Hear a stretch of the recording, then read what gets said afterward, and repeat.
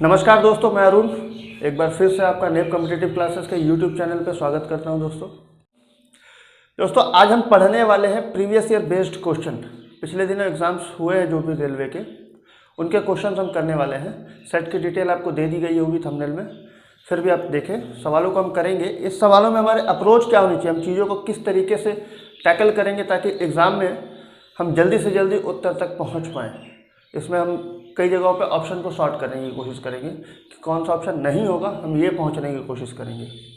ठीक है, पहला सवाल हमारा बोर्ड पे है, देखते हैं और बनाने की कोशिश करते हैं, देखते हैं कैसे हम बनाते हैं।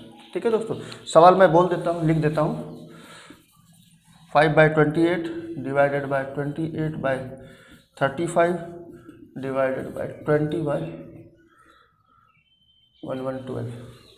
ठीक है दोस्तों, कभी भी ऐसे सवाल ज़्यादातर पूछे जाते हैं। ऐसे सवाल कभी भी आए, और ये 2 डिवाइड वाला सवाल ज़्यादातर आता है, कभी आए ऐसा सिंपल सा कॉन्सेप्ट है। आप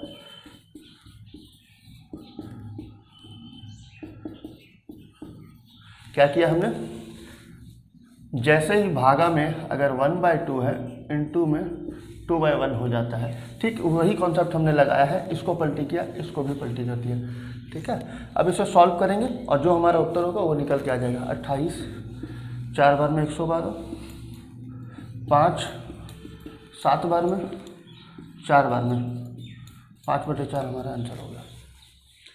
ठीक है दोस्तों, बस सिर्फ हमें ये कंफ्यूज करने के लिए दिया होता, हम इसे पलटी करेंगे, फिर जो आएगा फिर इसे पलटी करेंगे, इससे हमारा टाइम बढ़ेगा। इस टाइम की बचत के लिए इस चीज़ को एज इट इज रहने दें, इसे डिवाइड को मल्टीप्लाई में कन्वर्ट करके ऊपर नीचे चेंज करें, सेम प्रोसेस इधर भी कर दें और इसे सॉल्व करें, आंसर हमारा मिल जाएगा हमें। ठीक है दोस्तों, उम्मीद कर रहा हूँ चीज़ें आपको अच्छे तरीके से समझ आ रही हैं। अगर चीज़ें आपको समझ आ रही हैं तो लाइक सब्सक्राइब करें। ठीक है दोस्तों, अगले सवाल की ओर चलते हैं। अगला सवाल हमें दिया गया है, किसी वस्तु को 2% के लाभ पे बेचा जाता है। अच्छा, प्रॉफिट 2% का है। ठीक है, अगेन दिया जा रहा है कि अगर प्रॉफिट 12% का होता है, ठीक है जी, तो इन दोनों के बीच में 3 रुपए का अंतर आता है। तो हमें बताना है कि सेलिंग प्राइस 1 SP1 और SP2 का रेशियो क्या होगा, ये हमसे पूछा गया है। इस सवाल को कंफ्यूज करने के लिए कई चीज़ें इसमें, एक डेटा इसमें दे रखा है 3 रुपए वाला, जिसे आप ले करके फंस जाएंगे। लेकिन हमें ऐसा कुछ नहीं करना। हम क्या करेंगे देखते हैं। जो चीज़ हमें दे रखी थी उस चीज़ पर हम सिर्फ देखने की कोशिश करते हैं। अगर किसी सामान का CP 100% हो और 2% की प्रॉफिट हो, इट मीन्स वो 102% में सेल किया जा रहा है। हाँ जी, अगर उसी सामान को, ये तो SP1 हो गया, सेलिंग प्राइस 1 हो गया, अगर उसे दोबारा ना कहा जाए, अगर उसे 12% के प्रॉफिट पे सेल किया गया होता तो 112% का हो जाता है सेलिंग प्राइस। तो इन दोनों का तो रेशियो ही पूछा है, 102 112। सॉल्व करेंगे तो हमें मिल जाएगा 51 और 56 आंसर। ठीक है दोस्तों, ये सारी चीज़ें आपको असल में सिर्फ समझना आपको इतना ही था। ये चीज़ें मैंने आपको लिख दी है, क्वेश्चन ये समझाया है। आप सिर्फ इस चीज़ को अगर समझ लेंगे तो भी आपको उत्तर मिल जाएगा। ठीक है, चलते हैं दोस्तों, अगले सवाल पे चल रहे हैं हम। अगला सवाल भी इसी तरीके से बनाने की कोशिश करेंगे। ठीक है,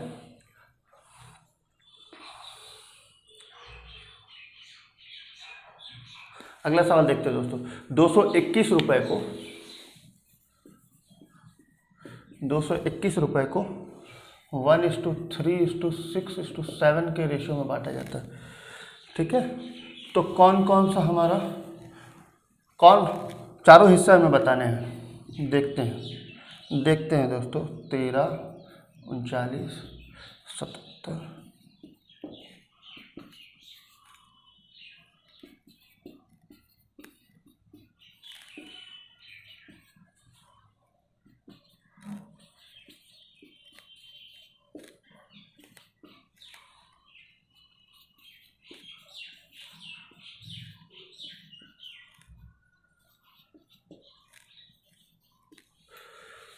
अगर इस सवाल की बात करी जाए दोस्त, तो इस सवाल को बाय प्रोसेस भी बनाया जा सकता है। पहले की हिस्से को अगर x मान लिया जाए, दूसरे को 3x, फिर 6x, फिर 7x, तो टोटल इक्वल्स टू हो जाएगा 6 4 10, 10 से 17, 17x इक्वल्स टू 2 2 1। फिर यहाँ से x की वैल्यू निकलेगी, फिर ये निकल जाएगा।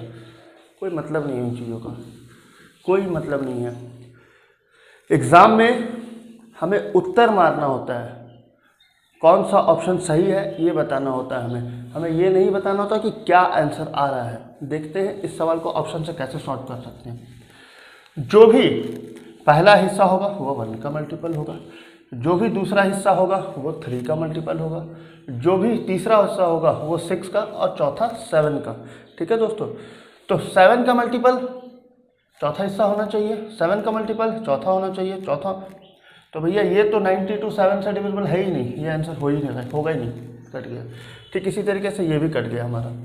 ये दोनों में से हमारा उत्तर हो सकता है, ठीक है। लेकिन अगर हम देखने की कोशिश करें तो जो तीसरा हिस्सा होगा, ये तो चौथा हिस्सा हमने काट दिया, तो चौथा हिस्सा जो होगा, सॉरी तीसरा हिस्सा 6, तो 6 का मल्टीपल होना चाहिए तीसरा हिस्सा। इन दोनों को तो हमें चेक ही नहीं करना, ये तो कट गए, इनको मिटा दिया जाए, इनको तो चेक ही नहीं करना हमें। इन दोनों की बात करी जाए, हो सकते हैं दोनों 7 के मल्टीपल्स हैं, तो तीसरा हिस्सा जो होगा वो हमारा 6 का मल्टीपल होगा। 6 का मल्टीपल ये नहीं है, तो ये हमारा बच गया आंसर। क्या इसमें बनाने की कोई ज़रूरत थी? कोई आवश्यकता ही नहीं थी। बस एक मल्टीपल से चेक किया जा सकता था कि वो मल्टीपल है या नहीं। बस इसी तरीके के अप्रोचों को मैं बात करने वाला हूँ कि आप कैसे ऑप्शंस को जल्द से जल्द सॉर्ट करें। ठीक है दोस्तों, अगले सवाल की ओर हम चल रहे हैं। अगला सवाल हमारा बोर्ड पे है।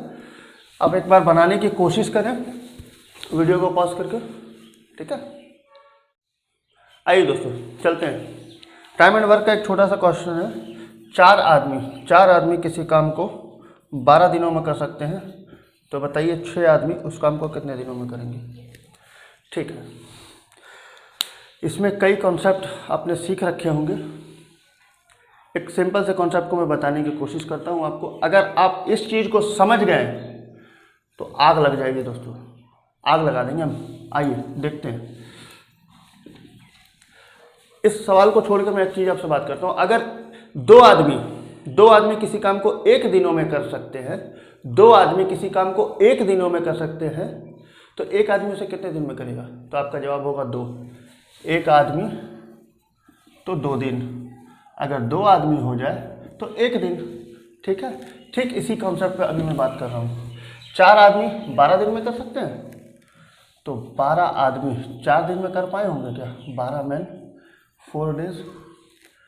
अगर 12 आदमी 4 दिन में कर रहे हैं, तो आदमी 6 हो जाए तो दिन 8 ना हो जाए? तो यही तो सवाल था हमारा कि 6 आदमी कितने दिन में करेंगे? 6 आदमी 8 दिन में करेंगे, आंसर हो गया। ठीक है, ये अप्रोच से मैं बात करूँगा आगे भी। जब मैं टाइम एंड वर्क दोस्तों आपको पढ़ाऊँगा तो इन सारे कॉन्सेप्ट को आपको बताऊँगा कि इन सारे सवालों को, इस तरीके के सवालों को कैसे सॉल्व किया जा सकता है। ठीक है, हम अगले सवाल पे चल रहे हैं दोस्तों। अगला सवाल हमारा बोर्ड पे है, आप बनाने की कोशिश करें। आइए दोस्तों हम सवाल पे चलते हैं। इस सवाल में हमसे कहा गया है, एक दुकानदार फल को खरीदते और बेचते समय, दोनों समय में वो 8% का घोटाला कर देता है, 8% का लाभ ले लेता है। बात करी जाए तो बताइए कि उसने टोटल कितना कमाया। तो बेचते समय 8, खरीदते समय 8, 16% आंसर बोल देंगे लोग, जो कि गलत हो जाएगा। कभी भी ऐसा हो दोस्तों तो याद रखिएगा, जैसे 8 दे रखा है, इसमें एक बार और 8 जोड़ दें, और इन दोनों का मल्टीप्लाई 8 × 8 / 100, 8 8 16, 64, 64 पॉइंट बैठ जाएगा, और इधर 16 तो 16.64% आंसर हो जाएगा। कई बार ऐसा हो जाएगा कि बेचते समय 8%, खरीदते समय 10%, तब आप कंफ्यूज हो जाएंगे। तब आप कंफ्यूज ना लगे, इसलिए इस चीज़ को आप समझ लें।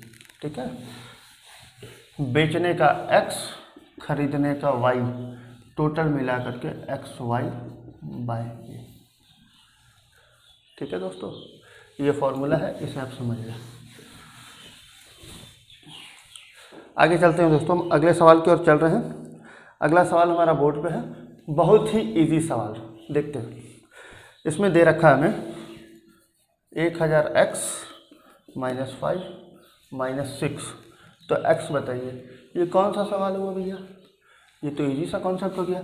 इक्वल्स टू के अगर उधर ले जाएंगे तो +5 हो जाएगा, तो इसे सॉल्व करेंगे तो -1 आ जाएगा, और x इक्वल्स टू 1000 का नीचे चला जाएगा, आंसर हो गया। ठीक है, इस तरह के ही सवाल ज़्यादातर प्रीवियस ईयर्स में देखने को मिले हैं। ठीक है, अब हम अगले सवाल की ओर चल रहे हैं।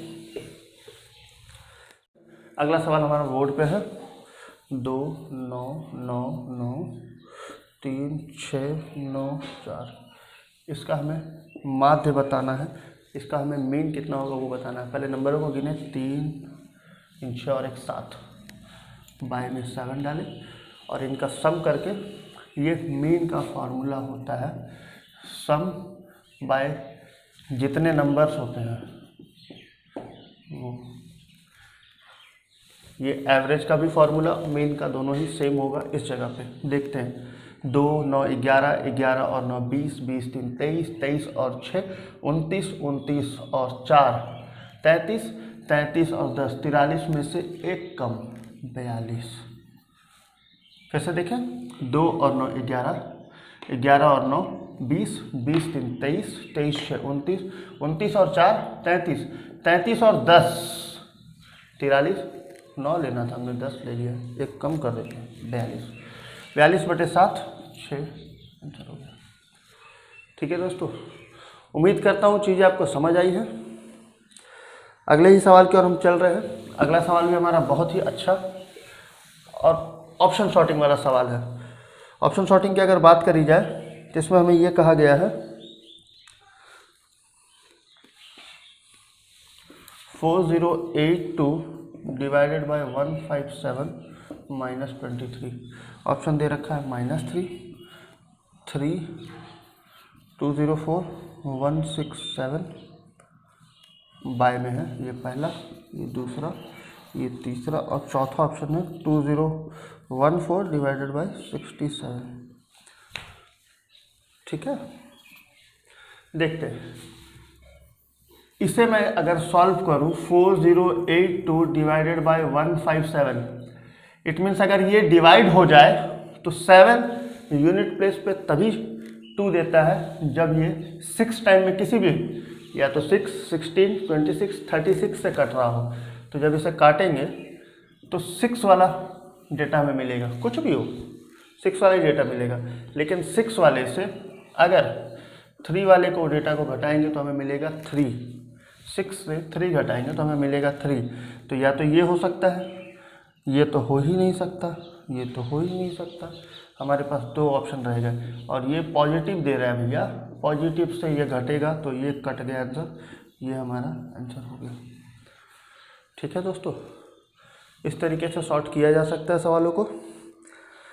हम अगले ही सवाल की ओर चल रहे हैं। अगला सवाल भी हमें देखना है, देखते हैं। अगला सवाल काफ़ी इजी है, कोई बहुत बड़ी कॉन्सेप्ट नहीं लगी हुई है उसमें। बस आपने अगर क्लास में स्टैंडर्ड 8 9 में आपने अच्छे से पढ़ा है तो आप इसे सॉल्व कर सकते हैं। A B C D 9 5 X। एक रेक्टेंगल दिया हुआ है हमें, उसकी लेंथ दी गई है, ब्रेथ दी गई है, और हमसे पूछ लिया गया डायगोनल कितना है, उसके विकर्ण की लंबाई बताई गई, लंबाई चौड़ाई देने के बाद विकर्ण पूछ लिया गया हमें। ठीक है, जरा रेक्टेंगल के बारे में जाने तो वो उसके ईच एंड एवरी एंगल उसके 90 के बनाते हैं भैया। ठीक है, तो ये एक जो ट्रायंगल बन रहा है, अगर मैं इसे मिटा दूं जरा तो ये राइट एंगल ट्रायंगल रह गया। राइट एंगल ट्रायंगल में ये हाइपोटेनियस हो गया, ये बेस हो गया, ये परपेंडिकुलर हो गया। ठीक है, तो अगर हाइपोटेनियस हमें निकालना है और बेस और परपेंडिकुलर हमें दे रखा है तो इसका स्क्वायर प्लस इसका स्क्वायर 106, 106 इसको हमें रूट में डाल दें, ये हमारा आंसर हो गया। ठीक है दोस्तों, उम्मीद कर रहा हूँ चीज़ें आपको अच्छे तरीके से समझ आई है। ठीक है दोस्तों, ऐसे ही और सवालों के साथ हम अगले वीडियो में मिलेंगे। तब तक आप इस वीडियो को देखें, जितना ज़्यादा से ज़्यादा हो सके आप शेयर करें। जो पढ़ाई से बच्चा दूर रह जा रहा है और उसकी इच्छा है, आप उसे ये वीडियो शेयर करें ताकि वो चीज़ों को सीख पाए, समझ पाए। ठीक है, आप वीडियो को लाइक करें और कुछ कमी रहने पे कमेंट में हमें बताएं। मैं कोशिश करूँगा कमियों को दूर कर सकूँ। अगले वीडियो में मिलते हैं। थैंक यू दोस्तों।